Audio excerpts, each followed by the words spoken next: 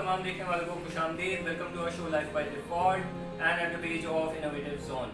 हम आपके साथ बात करते हैं डिफरेंट टॉपिक्स के बारे में जो कि आपको लाइफस्टाइल मैनेजमेंट सिखा सकते हैं और ज़िंदगी में मदद कर सकते हैं।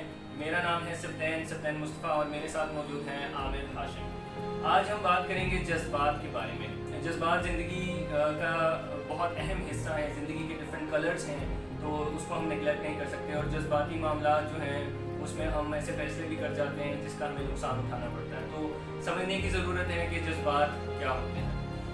अच्छा सब्तैन साहब, आपने जैसे कि बात की जज्बात हैं और ज़िंदगी का इसका बहुत लेन देन है और रोज़मर्रा के काम में कभी हमारे जज्बात बहुत ज़्यादा अप चले जाते हैं, कभी बहुत ज़्यादा डाउन हो जाते हैं। असल में ये एक साइकिल है, जो कि एक साइकिल है, रिपीट होता है। कोई इवेंट, कोई भी काम जब भी होता है तो ये एक साइकिल रिपीट होता है, जिसमें सबसे पहले कोई भी इवेंट, कोई काम होता है तो उसके बाद आपके जहन में कोई थॉट आती है, मतलब कोई सोच आती है।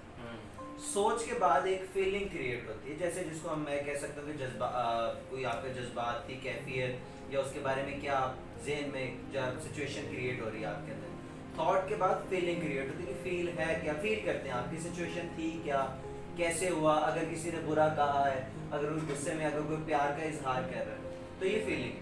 उसके बाद आप कन्वर्ट होते हैं कि आपकी बॉडी लैंग्वेज, जैसे मैं अगर स्ट्रेस की सिचुएशन ले लूँ, गुस्से की सिचुएशन ले लूँ कि आप मेरे से कोई लड़ने के लिए खड़ा है, तो पहले तो उसकी थॉट क्रिएट होगी कि ये हो क्या रहा, फिर फीलिंग क्रिएट होगी और फिर आपकी बॉडी का रिस्पॉन्स है कि आपकी बॉडी वहाँ पर क्या रिस्पॉन्स कर रही है, आपकी बॉडी के अंदर क्या चेंजेस आना शुरू होते हैं, ब्लड की मूवमेंट कैसे हो रही है, आपकी हार्ट बीट कहाँ पर चली जाती है। देन उसके एंड में जो चीज़ है वो है एक्शन। आप उस पर परफॉर्म क्या करते हैं, आप वहाँ से भाग जाते हैं, आप लड़ना शुरू हो जाते हैं। आप अगर दूसरी सिचुएशन में अगर वो प्यार से बात कर रहे हैं तो आप उसका पर रिस्पॉन्स कर रहे हैं। तो ये एक साइकिल है, पहले जो थॉट से लेके एक्शन तक ये कंप्लीट, कोई काम, कोई भी बात की जाएगी तो उसके लिए ये लाजमी पूरा साइकिल है जो कि रिपीट होता है। Very right.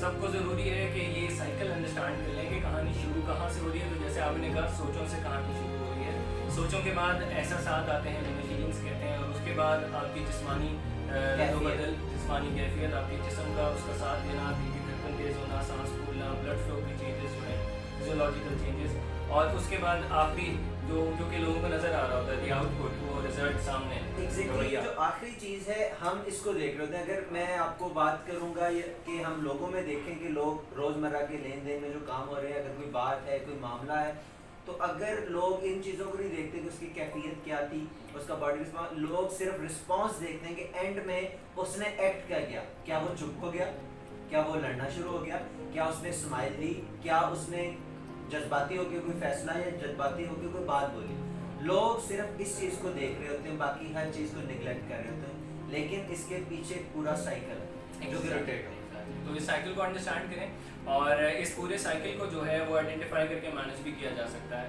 जिसकी हम बात इंशाल्लाह नेक्स्ट वीडियो में भी करेंगे कि मैनेजमेंट क्या है। एक बुनियादी सा फ़र्क जो हम सबको समझने की ज़रूरत है कि हम फीलिंग्स और इमोशन में डिफ्रेंशिएट नहीं कर पाते। हमें लगता है कि जो आमतौर पे जब किसी शख्स से बात होती है तो वो ये समझते हैं कि जज्बात और फीलिंग एक ही चीज़ है। तो जैसे अभी हमने साइकिल में भी डिस्कस किया कि फीलिंग जो है वो थॉट्स के बाद दूसरी स्टेज पे आ रहे हैं। फीलिंग्स कहा जाता है जहनी कैफियत को, मेंटल स्टेट को, जबकि इमोशंस जो हैं वो इन सब चीज़ों से मिलके बनेगा। वो आपकी सोच, वो आपकी फीलिंग और आपकी जिस्मानी रद्दोबदल और उसके बाद आपका जो एक्शन है, ये एक कैटेगोरिकल टर्म है। ये जो आप कह रहे हैं इमोशंस, ये इन सारी चीज़ों के अंदर, जिसमें अगर इमोशंस को हम बात करें तो 5 किस्म के इमोशन, 5 किस्म के आपके रवैये हैं, 5 किस्म के आपके इजहार हैं जो आप करते हैं। जैसे कि आप किसी मोमेंट में, किसी सिचुएशन में आप कभी खुश होते हैं, ये एक इजहार खुशी। दूसरा है आप गमज़दा होते हैं, जैसे कोई खुदा ना करे कोई बुरा काम या कोई बुरी आफत आ गई तो आपको गमगीन हो जाता है। उसके बाद तीसरी है गुस्सा करना, आप गुस्सा कितना करते हैं, आपका रिस्पॉन्स क्या है, आप बात को कैसे अंडरस्टैंड किया और फिर गुस्सा किया। फिर उसके बाद अगर आएंगे तो उसके बाद आता है खौफ। आपको मैंने डरा दिया, धमका दिया, कोई ऐसी सिचुएशन होगी, फियर जिसको आप कह रहे हैं, ऐसी सिचुएशन होगी, घबराने वाली सिचुएशन है, अंधेरा है रात को, खौफ आ रहा है। अगर आप सुनसान सड़क पर एक जा रहे हैं तो आपको खौफ आ रहा है। आपके साथ कोई लड़ाई झगड़ा करता है और वो बहुत ज़्यादा आपको बुरा भला कहता है तो आपको गुस्सा आता है। अगर मैं ये वापस रिवर्स जा रहा हूँ, अगर आपको कोई बुरी बात आगे बताता है कि जी आपके फलाने लव बन के इस तरह हो गया, नुकसान हो गया, उसका लॉस हो गया, तो आप गमज़दा हो जाते हैं, आप उदास हो जाते हैं। अगर कोई आपको आगे बताते हैं जी आपका रिजल्ट या आपके बच्चे का रिजल्ट या आपकी ये अचीवमेंट थी, आपको कोई सर्टिफिकेशन मिलने की, वो मिल गई, तो आप खुश हो जाते हैं। इसके अलावा एक पांचवी फीलिंग डिस्गस्ट। वो एक बड़ी अजीब सी सिचुएशन है जिसमें इंसान एक अपने अंदर की जो चीज़ है वो बड़ा उसको महसूस नहीं कर पाता, अनकंफर्टेबल होता है। अगर उसको सादा लफ्जों में बताएं तो कराहत या मतली की फीलिंग होना, और ये सिर्फ हमें चीज़ों से नहीं होती, गंदगी से कराहत की फीलिंग होती है, डिस्गस्ट की फीलिंग होता है। ऐसा हमें लोगों से भी फील होता है जब हमें लगता है कि कोई शख्स ऐसा है जो कि दोगला है, हमारे मुंह पे कुछ और है, पीछे कुछ और है, स्कीमिंग कर रहा है, तो ऐसे लोगों से डिस्गस्ट की फीलिंग्स आती हैं आपको। लोग अक्सर मिलना नहीं चाह रहे होते, लोग दूसरे के बारे में ऐसा तासुर, दूसरे के बारे में ऐसी सोच क्रिएट कर लेते हैं कि उसको एक जो आपने लफ्ज़ इस्तेमाल किए गंदगी से हमें होनी चाहिए कराहत, लोगों को दूसरों से होती है। और हमारे माशरे में ये बहुत देखा जाता है कि लोगों के एक दूसरे के पास बैठने से है, बात करने से है, उसके पास नहीं जाएंगे। हालांकि हमारा ये काम नहीं है कि हम उसको डिस्कस करना शुरू कर दें, उस बंदे को या उस चीज़ को।